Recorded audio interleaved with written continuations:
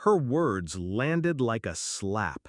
The laughter around the table swelled, wine glasses clinking, smirks flashing, my father's dismissive chuckle echoing.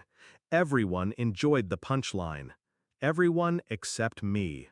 But I didn't flinch. I smiled. Not the smile of someone embarrassed, but the smile of someone holding a loaded gun under the table. "How does it feel," I said, my voice steady, "knowing this useless one won't be paying your bills anymore?" The silence that followed was delicious. Forks froze. My sister's smirk faltered. She blinked, as if trying to process the shift. That was the moment it began. I wasn't always this calm. Once I craved their approval. I was the quiet child, the helper, the one who covered debts no one admitted existed. Rent, mortgages, tuition, my money, always disguised as family support. They told me I was lucky for my job. They told me it was only right I shared. They told me I was part of them. But gratitude? Never.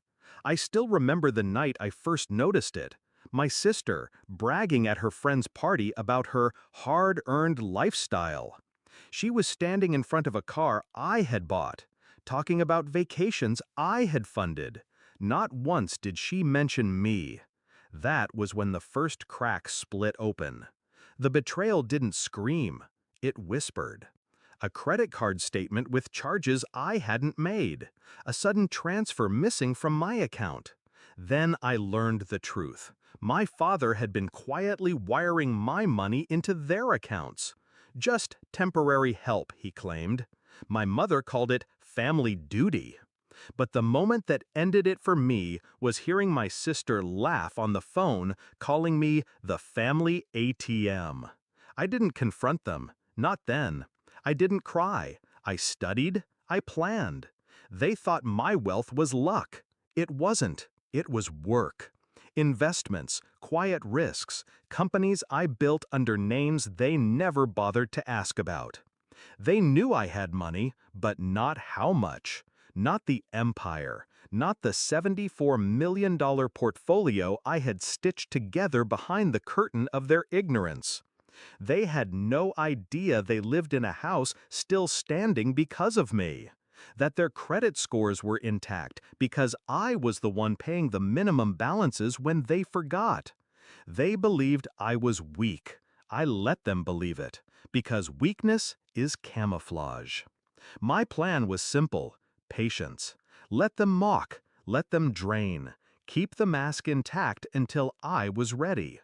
I set up a system months before that dinner.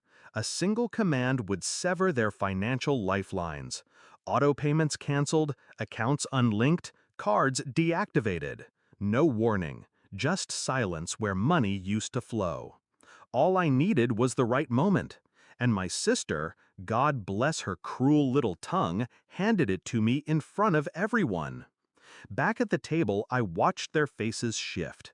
Confusion first, then dawning horror as my words sank in. "What do you mean?" my father asked, voice tight. I sipped my wine. "Exactly what I said. You'll figure it out soon enough." My sister's laugh was brittle now. "You're bluffing." I didn't answer. I didn't need to. The next morning, I flipped the switch. Their utilities? Unpaid. Their mortgage? Frozen. Credit cards? Declined. College funds they thought they still controlled? Gone. By noon, the calls began. First from my mother, angry, shrill.